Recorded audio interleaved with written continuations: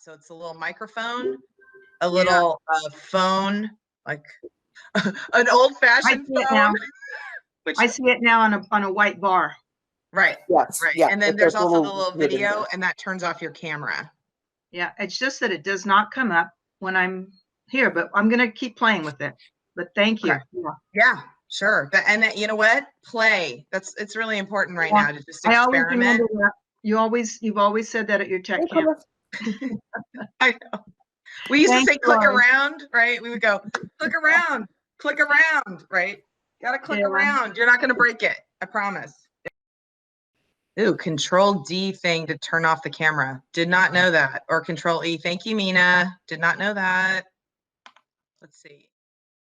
I wanted to let you guys know that Google did a humongous update last night.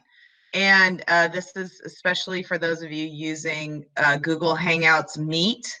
Google Hangouts Meet is what we're using right now. Okay, Google, I want to explain this. Google Hangouts is like texting. Google Hangouts Meet is video chat. So just so you know, and I just want to let you know that my little Google just started talking to me because she heard me say her name several times, but hopefully she'll be quiet now. But what they did was they made it so that if you're the owner of the Google Meet, which you are, because students cannot start them themselves, you're the only person who can mute others or block others. It was before that students could be blocking each other, they were muting each other, they were muting the teacher, naughty. But now it says that they cannot do that. So I'm hoping that that is true. Of course, we're going to see what happens. So that's the first thing. And the second thing is, I can't remember what it was, but it all has to do with Google Meets. If you're interested, there's information online. I will go ahead and put the link in here in a minute. And Francie, can you, Allison, do you need headgear? Maybe. Francie, could you speak really quick to what you emailed me this morning around copyright? Because that was really clear and concise, and it made a lot of sense to me. So if you could share that, that would be great. Sure. Good morning. Hi, guys. So fair use copyright means that you can take a book or something printed and use it in your classroom. In this brave new digital world, all the rules have not gone out the window. So if an author says it's okay for you to read his story online, you can do that, but the author is giving permission and the publisher is not. So we recommend that you do not post publicly yourself reading a full storybook to your kids. If you are reading, if you want to video yourself reading to your class and just post it so only your class can see it, or it's shared with the other teachers at your school, that's fine, but it can't go out to the world. What I just said is like, it's similar to you videotaping a lesson, recording a lesson. But if you are on Facebook or on YouTube or on anything that's out for the whole universe, you really do need to be careful and remember that, you know, those authors have worked hard and deserve compensation for their work.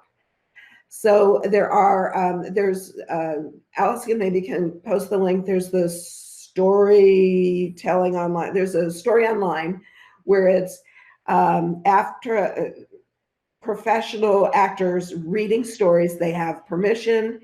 Oh, there we go. Thanks, Allison. Storytimeonline.com. So you can use that. I'm emphasizing that teachers look in their Clever portal at teachingbooks.com.net. There's a link right there, and it has lots of art lessons that go with books. It's got author interviews. Sometimes there will be authors reading stories or excerpts. You can do a story time where you're just reading the beginning of a chapter and then you all talk about it to get kids interested. Maybe with Epic Books, because they can use all of the kids can access Epic if you've got a free teacher account. That would be a great place to start. Read the beginning of an Epic story and then, let the kids go loose with it. I think that would be absolutely wonderful. We just want you to be real careful. And I'm super appreciative that it was teachers who brought up issues of copyright. And so, yay, thanks teachers for listening. There was a question Mina asked about sharing books. What about videos posted through Class Dojo? Mina, I'm assuming that you mean you reading the book and you're posting it to Class Dojo. So how would you answer that, Francie, now that you're a copyright expert? Thanks. Sleep is for wimps. I would say if it's Class Dojo and only your class can see it, then that's absolutely fine. If in Class Dojo, I don't know exactly how it works, but if it's out there for the whole universe to see, then no. I mean, you're putting yourself in legal jeopardy. So I think that one rule of thumb that you emailed me, I think it was like the first line in the email was something about, very basically, if you're just sharing it in a closed way, so just with the kids in your class, that's fine. But if you put it out on something like YouTube where it's out there, that's not okay. Is that correct, Francie? Correct. Yay. Okay, great. Epic is now free 24/7 through June 2020. Is that correct? Yeah, that is. Yeah, Mina, it's free, but I believe parents still have to register and use the promo code 3 months free. So that's when the kids are using it at home. Someone needs to clarify that because that's actually not true. Is my camera back on? Okay. Yeah, go. Great. Here's how it works now. What you do is you go into your Epic account. Did I show this yesterday? I think I did. It's okay. Oh, there you go. So Mina's saying that. So you go into your Epic account as a teacher and it says there's like a banner on the top that says something about, do you want to provide this for free to all your students or something like that? And then you click yes. And the only issue, right, is what you said, which is you have to email the parents. They need to have an email address that they check. But then all they do is basically click a link in the email to activate it. And they don't need I don't think they need a promo code anymore. Okay, I guess it's conceivable that I put mine in a long time ago. I really don't think that's true anymore. They've made it super easy at this point. I think I checked it yesterday. So yeah, it's really useful. I'm not usually the Epic promoter, but now I am. Hey, Robert, I don't know why, but this morning, you're the second person who's asked about tech support. Something must have happened yesterday or this morning, but yes, they are supposed to be there. Now, maybe it was that yesterday afternoon, because the schools were open and they were physically out, they weren't answering any phones. That could have been happening because I know that it was all hands on deck for IT. So I think that they were probably all out at sites probably between like at the latest 2 p.m. until like 7 p.m. Well, so maybe they weren't answering last night, or yesterday afternoon. So yes, they are supposed to be staffed. I will check in with our CTO though and just make sure, but I'll bet you that's probably why they weren't answering phones before 2. Well, I mean, they had to be, remember the schools were open between 3 and 6. So they were also getting ready for that in some cases. So it was a pretty big task. And in fact, even yesterday in a 1 o'clock meeting that we were in, they were still asking for volunteers to go help at the sites. So just keep that in mind. They're working like crazy, really. So they are open, yes. I'm going back. Is there a way to save PDF, Word, or Excel docs as Google Doc to put in Google Classroom? Absolutely. Basically, you need to upload it to Google Drive, and then you can open it in Google Drive as a Google Doc. So I'll give you, how about I run through that? Jasmine, would you like me to run through that for you? Also, the other thing is, I want to say now, this is a good time to start, and thank you, Dwayne, you already said it, is that creating in Google Drive is a really good idea at this point. Instead of, I mean, I know you have a lot of stuff and you want to upload it, things that you already made on Microsoft Word, Microsoft PowerPoint, but it's a really good idea to go ahead and start, when you're creating new stuff now, to start creating it in Google Drive. And there are a lot of reasons for that. One of them is that when you create in Google Drive, it is always in the cloud. You don't have to worry about if the power went out and you didn't save. Don't worry about it. It got saved automatically. So let me go ahead and don't freak out when you see my, let me see. Hold on a second, folks. Let me get to a point in my drive that doesn't look too scary or messy. Okay. I'm going to go ahead and share my screen. So what I'm going to be showing you is how you put something into Google. So I'll do a couple things, but hold on. I'm going to show you how to convert something that's in Google Drive or upload something to Google Drive that is not googly. So it might be a Microsoft Word document, and then putting it into, switching it so that it becomes a Google Doc. I can't talk this morning, apparently. Okay, here we go. So I'm going to click here. I'm going to click here, and I'm going to click here. Okay, so here's my Google Drive. If I want to go ahead and upload something to my Google Drive from my district laptop, I can click on New up here, and I would click File Upload. And what comes up is a box with a whole bunch of things. This is stuff that's saved on my PC right now. I'm going to look for something that's Microsoft. Here's a PDF file. Now let's see. Let's look for a Microsoft Word. I'm going to go ahead and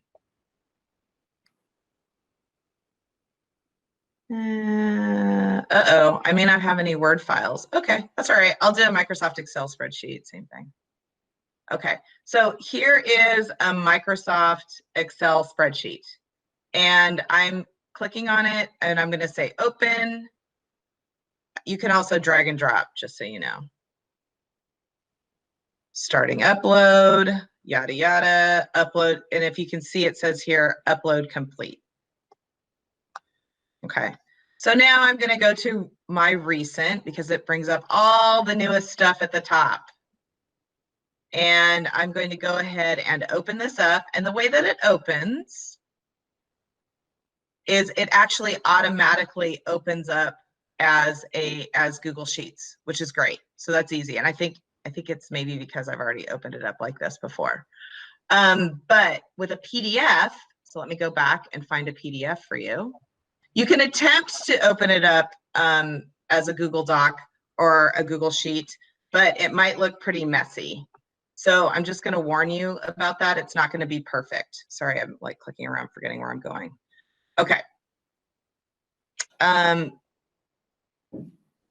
to look for a PDF. Does anyone want to chime in at any point here if I'm not making any sense? It's Friday. Yeah, this is Jeff Nelson. Hi, Jeff. I had an Excel spreadsheet in a Google Classroom yesterday, and it's not editable, but what you have to do is open it as if it's a Google Sheet. Then you can edit the Excel spreadsheet in Google Sheets. That's correct. And it's not a very difficult process. You just need to open the document that's attached to the assignment. Click on the upper right corner is an icon of 3 vertical dots. It says open in a new window. And then in the center, it says open with. When you open it with Google Sheets, then you get an editable version that is saved to the Google Drive. And then they can attach that to their assignment when they turn it in. Perfect. Thank you for speaking more clearly. I was. This is a PDF, just so you know. I just did everything that Jeff said. So I clicked on the 3 dots that were over here. I opened it in a new window. And I'm going to click on open with. I'm going to see what happens when I try to open this in Google Docs. It might be kind of messy. I'm just warning you people. So I'm just going to go ahead and click on there. Because when things are fancy in a PDF, there are pictures in there and things like that, you might end up with some strange formatting going on once it ends up in Google Docs. So this is what it looks like in Google Docs. Now it's editable, okay? As you can see, it kind of dumped, I think yeah, everything is kind of off. At least the text is still there though, just so you know. Right.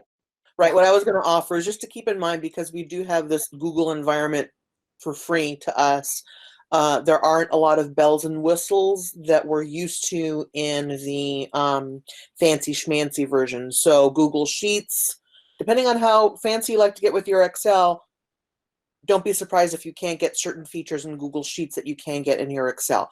I imagine you're not getting too crazy with it for your kids because, you know, it's just a tracking tool a lot of times. But it's the same thing with Docs, that we do lose some of the fancier formatting things that we might have in Word or Publisher. Yeah, and actually, and I'll be honest, all of the things that you can do that you probably really want to do that are in Microsoft are available in Docs, in Sheets, in Slides.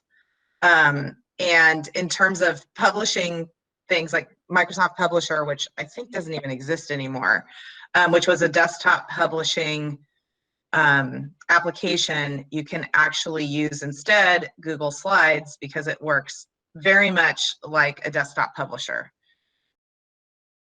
Okay, Karen is asking for interactive resources for Google Classroom, assuming students have access to a tablet, can type two-handed.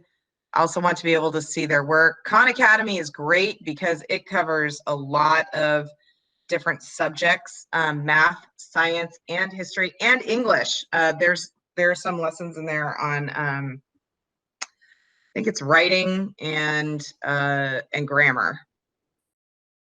Francie is shout out to Snipping Tool. Can students edit Word documents I've uploaded to Google Classroom via Google Docs as you demonstrated? So what I would do is you're going to upload, and when you do that, actually when you upload a when you upload a Word document to Google, it will automatically make it into a Google Doc. Only if you have, there's a button you used to have to push in Google Drive to make that happen. Let me just check something real quick. Yeah, okay, so let me show you this really quickly. So you can upload any sort of file at all to Google Drive. That's why it's great, because it is a holder for everything. It could be like the strangest type of file, doesn't matter. It will hold it for you. But I want to say that that's the important thing, is it will hold it for you. It will store it for you. You may or may not be able to open it depending, okay? But the three basics. So the three basics are Microsoft Word, Microsoft Excel, and Microsoft PowerPoint. Those three, when you put them up into Google Drive, you can have them automatically convert. But you have to make sure that you have this setting in Drive. So let me show you where that is. So I'm in Drive, just so you remember, anything made by Google, you just put the name of the application. So in this case, it's Drive, and then you put .google.com. So if you want to go to Drive, it's drive.google.com. You can also use what we lovingly call the waffle. I call it the waffle because I love waffles. I don't know, other people call it other things. When you're in Google Drive, there is the settings gear or settings cog, whatever you want to call it. I call it the settings gear. Click on the settings gear, go to settings. The second thing here, convert uploads. You want to make sure that this box is checked if you want to make sure that you're converting these uploaded files. So that's basically it. Once you have that clicked, then those three, the Excel, the Word, and the PowerPoint will then convert into the Google versions automatically. And that's really great, because then if you are doing the converting, you end up with 2 copies within your Drive. Now, that can be messy, unless you're very organized. I'm not that organized, so I like to do conversion, automatic conversion. There is that way of making things not available on YouTube unless someone has the link, right? Like that private setting that Lucy Yeah. mentioned. Yes. Yeah, Absolutely. You can do that. Here's what I want to say, and I know I'm being recorded, but consider this off the record. We can't control everything that you do. From a moral standpoint for the authors, if you do put something up, please take it down after like 10 days or certainly by the end of the school year, because that's the one thing I didn't see, Frenzy. I might have missed it in your email. These can't stay up forever. So I'm as a librarian and a reader asking you to be responsible about that and just delete those videos if you do make them. And we are asking you to please follow the rules. Does that make sense? Yeah, kids do like to share. My point is just like, if you can take it down, take it down. If you choose to break the rules and put it up, take it down. That is all. Thank you. Okay, John, you're asking about reading books that are longer than 5 minutes. I guess I want to suggest either, if you're comfortable using Seesaw and doing the 5 minutes, I would say break up the book. And it sounds kind of goofy. I know you get into these, you get in on a roll, but that's one way of doing it. Because I know that companies like Screencastify also, I think their limit right now is 5 minutes on the free side. There are ways to record using YouTube, but then again, you're kind of wondering. I mean, you can do private, and I'm still playing with it, but there are ways to record using YouTube. And you also might look at ways, depending on what kind of computer you have at home. I know that with a Mac, you can easily record using something that's, I can't remember what's on the Mac, like iMovie or something like that, that's automatically there. I have an old Mac, so I can't use that. But there's probably something on our laptops that can record us and then, create an MP4, and then that could go up onto Seesaw. I hope that makes sense. I'm still playing with a lot of this whole recording and putting things up on the web thing, obviously. So I'm just going to use Clever. And so here at the bottom of my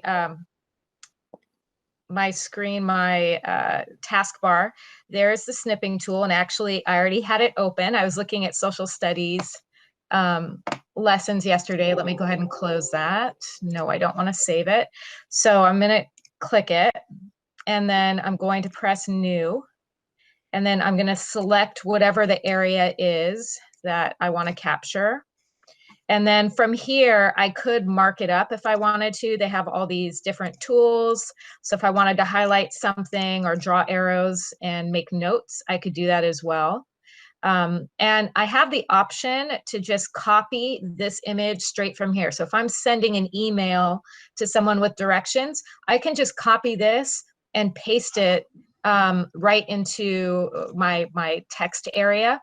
Or there are some times that we have to direct upload. So for example, if students are taking screenshots and they need to upload them to a Google Classroom assignment, in that case, they would have to go to File and then choose Save As. And then the default name for these is always Capture. So I would just say, just a simple name, Clever, and make sure that you note where it's going to be saved. So some people like to save them in pictures. I typically just put it in downloads, and then you would press save. Now, one thing I should note though is that, so I just got this laptop updated by IT, and it did not come with the snipping tool on the bottom of the taskbar. I had to pin it there. So I think Dwayne already put it in the notes, but the way to get that pinned there is on the bottom left. You would type in just snip and it'll come up snipping tool. And then it will appear, that little icon will appear on the bottom. And then when you right click it, there will be an option to pin it to the taskbar. Did that make sense? Yes. Okay.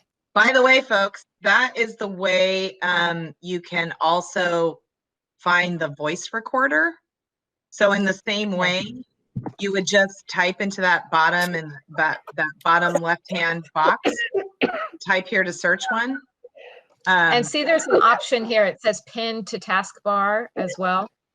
So then I would just select pin, and there the little microphone is added on the bottom. I wanted to refer back to a question that Robert had been asking me about how kids are going to add photos to Google Classroom. And so I'm actually going to go into, let's see, this is one of my friend's websites or classrooms. And I'm going to open one of her assignments. Let's see, classwork. So I'm going to go to the bottom and click view assignment. So Robert, about the Zern exit tickets, or any teacher who wants to have students just submitting photos and they don't want them to be adding into Google Docs, you would go into your classwork and you would just start a new assignment that just had a title. So for example, Zern exit tickets. And then you would just go ahead and leave it with no other directions other than, students, please take a picture of your exit ticket. Make sure to write with a very heavy hand because your camera will not pick up light scrawling. And use the link or upload buttons on the right to upload your file. And then you might actually show a screenshot of that, and I'll show you how to do all of it. So I'm going to click view assignment. So for example, it might say here, Zern exit tickets. Here I'm going to click add or create. And this is where students would select file. And then I could go into my, then I could just go into my device, select files for my device.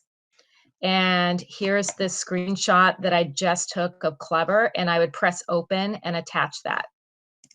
So I'm going to go ahead and take a snip of this right here so students know that I'm going to have them attach their file. And I'm going to use the, let's see, I'm going to use the red pen. Actually, I want to use it. Do I have a custom pen? You can customize the thickness of the tip. I'm going to make it thick point. That might have been too many details, but in any case, use the pen, and I'm going to have them click on file. And then now I want the thin tip. And I might say, you know, upload. Okay, maybe that's best to type. Okay, I'm erasing it. I would just keep it at that. And then I would press file, save as, how to upload pics. And save that. All right. So I'm going to go ahead and close that out.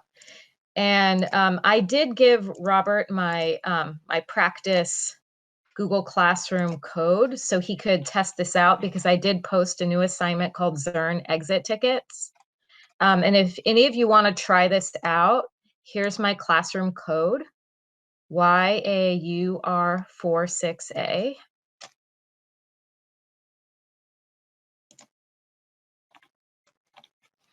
And I'm going to actually edit my assignment so Robert can see how I would add that link.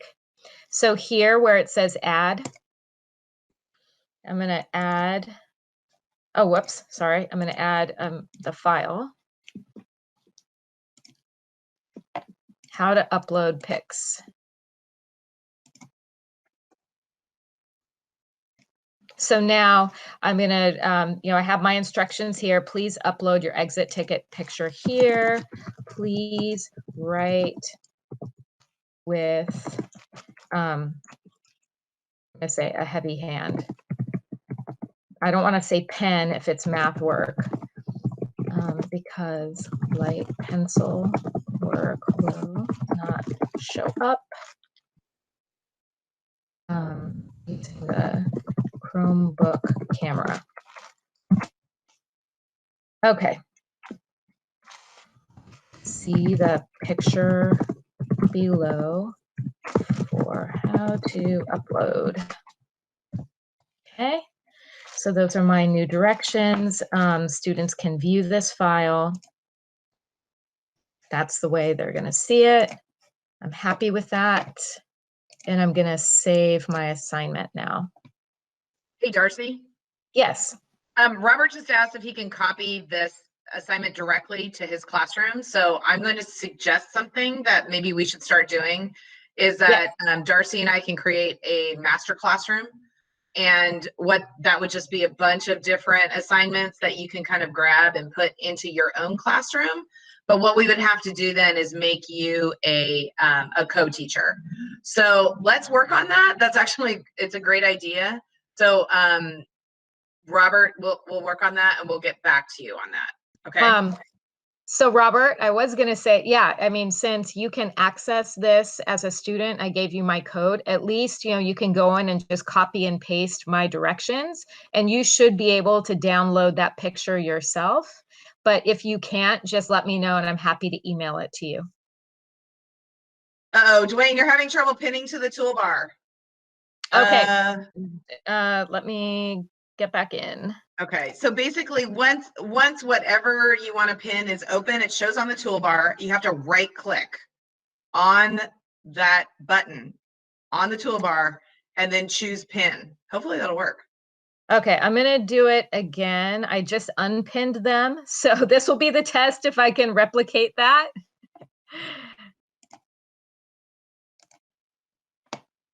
Okay, here we go. So hopefully this will work. So in the bottom left-hand side, I'm putting in snipping. And here's the prompt screen that comes up and my choices. And I'm going to select pin to taskbar. And there we go. It appeared on the bottom. Did you guys know that there's a video editor in within Windows, which is great. So I'm going to go ahead and pin that one. If I just go ahead and open it, so here I am, video editor. If I just go ahead and open that up, it shows up down here on my taskbar. And then I can right click on it and click pin to taskbar. That's it. So I hope that will work for you. I'm going to go ahead and stop presenting. Okay. How are we doing on questions? Can I go ahead and present my screen because Dwayne had a question about looking for updates? Yeah, go ahead. Okay.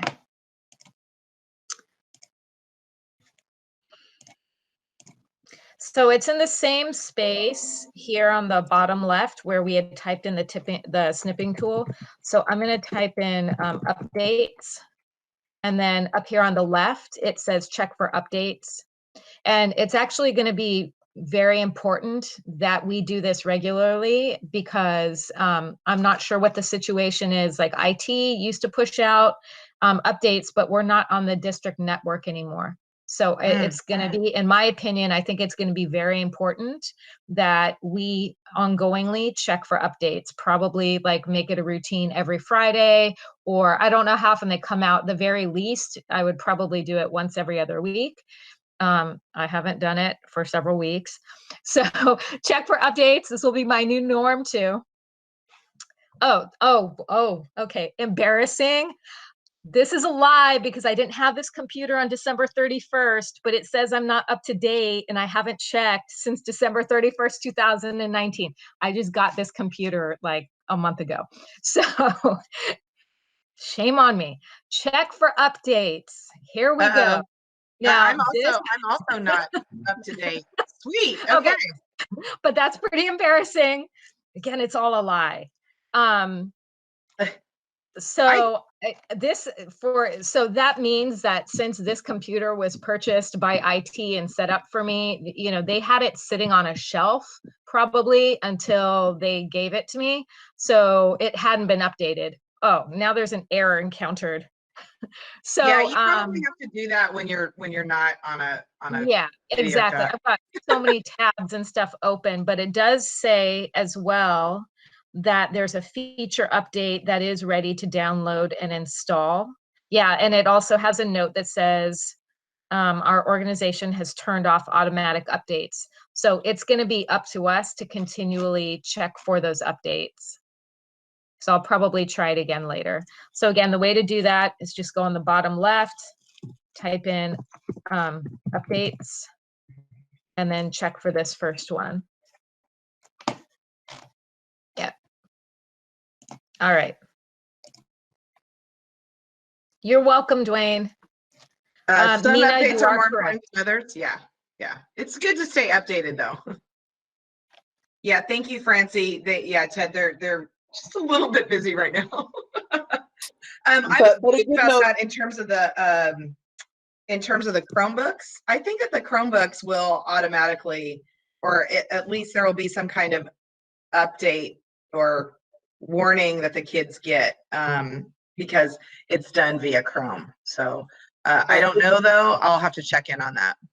But it's just a good reminder to all of us that don't just turn off your computers today. Go ahead and do a shutdown, because a lot of times when you try to shut down with Windows machines, there'll be a little message, if you're paying attention, that says you have this many updates. Do you want to restart, or update and restart, or update and shut down? And then you can tell it what you want it to do, and it'll take care of that for you. It's just a really good habit to get into doing that on a regular basis, because as we know, time moves quickly, and before you know it, you're 4 months down the line, you don't have your updates. Truth.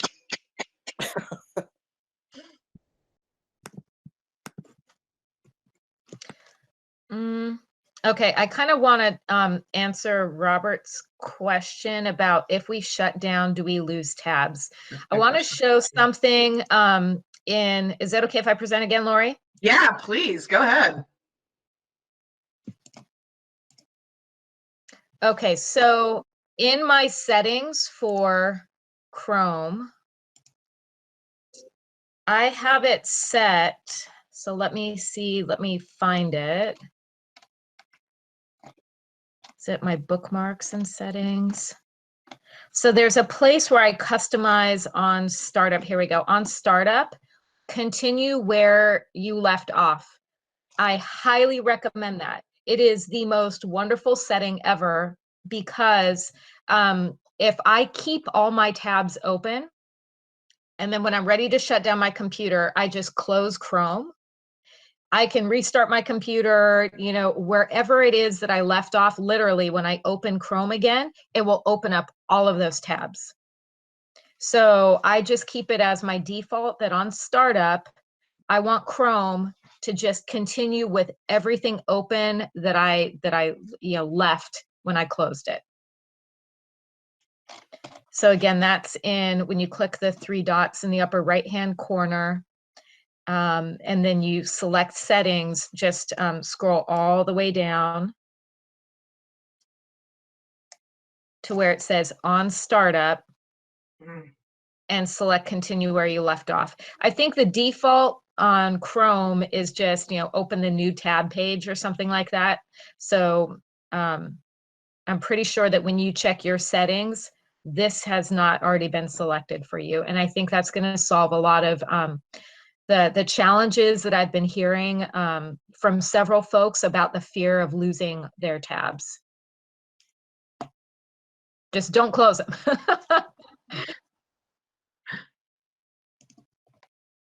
Okay, I'm also thinking that next week, for those of you that have been coming consistently, you guys are ready for the 2.0. I think I want to show you how to use one tab. It's going to change your life. It's really like bookmarks to the next degree of value and efficiency and usefulness. So I always have pinned Three things. I pin my Gmail, I pin the drive, and I pin the calendar, because those are the three things that I'm working with the most. So let me show you how that works. Basically, so I have them all open already. Here's my Gmail, here's my drive, here's my calendar. So I'm going to start with Gmail, and all I have to do is this little tabby thing up here, the little thing that sticks up. If I right click on it and click on pin, what it does is see what it did? It made it smaller and it moved it over. But that means too that I can't close it really easily, right? Regular tabs here, if I click on the X here, it's going to close it automatically, right? So, but that removed the little X, so it makes it harder for me to close it. So now I'm going to go ahead and pin my drive. So I just right click up at the top here and click on pin, and it goes shoop, and it moves right over. Same with my calendar, right click, pin, pinned. So these three are pinned now. And so I have it set up so that every time I open up my Chromebook, or if I open up I'm having a really hard time today talking, you guys, I'm sorry. Every time I open up my work stuff on Chrome, then those three are always there.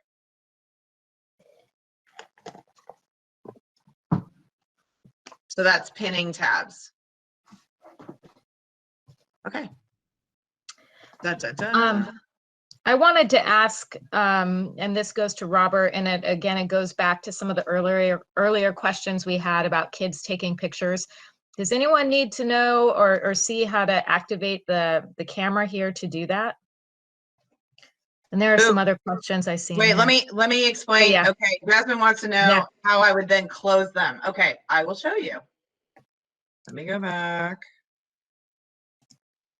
Oh, yeah, let's see. So for instance, here's my calendar. Ooh, everything is stinking open on it right now. Okay, if I wanted to close it, it's pinned and it doesn't look like I can close it. I'm going to go backwards, right click, unpin, then I can go ahead and close it. So, I mean, depending on what I'm working on, sometimes I have other things that I've pinned because I'm using them constantly. So Google Classroom, you can go ahead and pin that. That would probably be a good one if that's something that you're using right now. Seesaw, if that's something you're using right now, pin it, right? Always goes over to the left and just has a small icon. Should I show priority workspaces? Yes, please. That would be great. Oh my gosh, probably one of my favoriteest things ever. Yeah. Oh yes, my favorite thing ever for sure. So here's my Google Drive, and in the upper left, right under new, you'll see the word priority. And I already have, so you're allowed, I believe, to have 8. They're called 8 workspaces. Workspaces are basically your buckets. The big categories. So for me, I created one just for agendas and meeting notes, one for projects, my Rev Up reading. And I would have to delete one. I could probably delete one to show how to add it. Here, let me just remove that one. Okay, so now I have room for one new workspace. So I'm going to click create and say I'm working on remote lesson plans. So these are for the files that you want at your fingertips, all the time. Okay, so I just created one, and then I can go ahead and go through. So for example, you can see if I'm working on distance learning, I can add, the files that I see here and just go ahead and select them that way. And then it's giving me some more suggestions here. Or I could just go up and, click on any document. So I'll just go in the corner of this one, and there's an option that says add to workspace. And then I would just select the particular workspace that I wanted to add that to. So when I go into my, my Google Drive, let's see if I can find a file.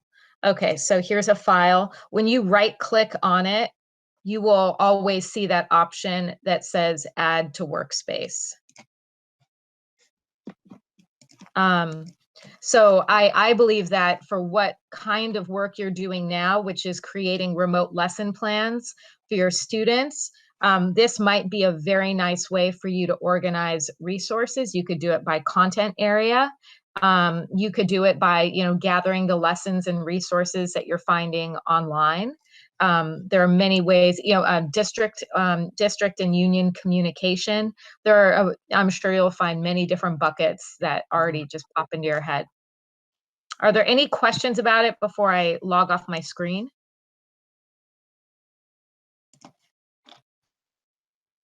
Yeah, Francie's mentioning she stars the folders that are important.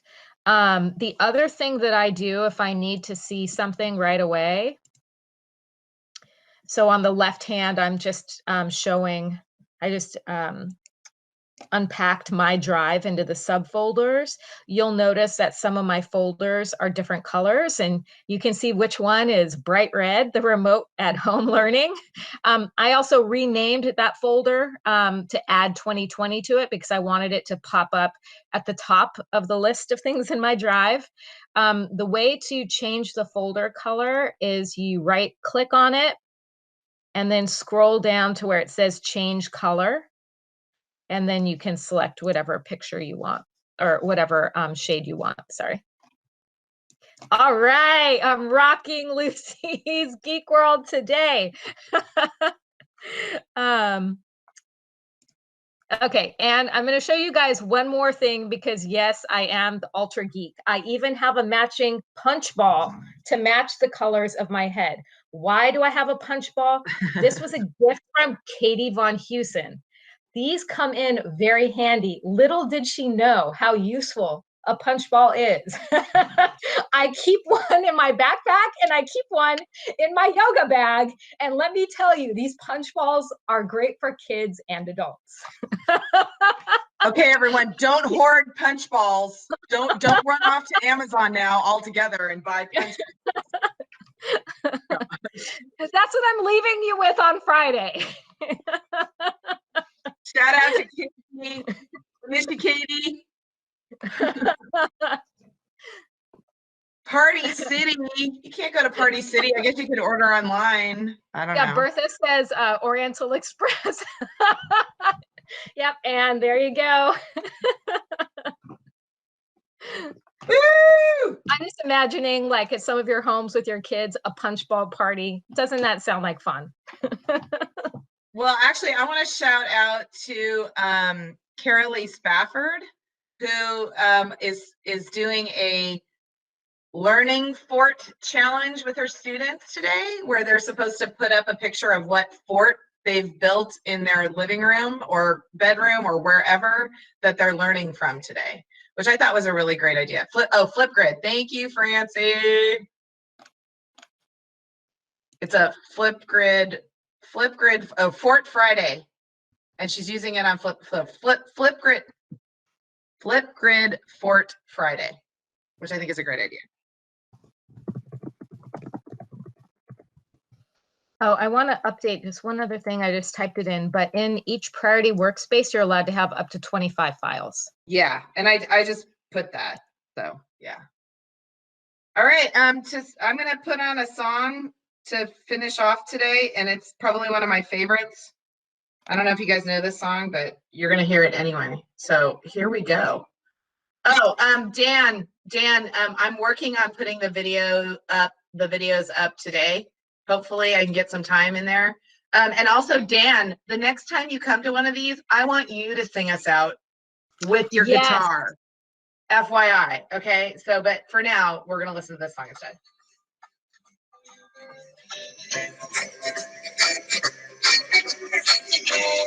If you know how to hula, get down.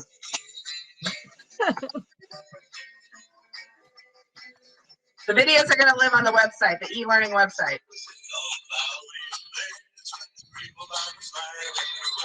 By the way, the name of the song is Aloha Friday.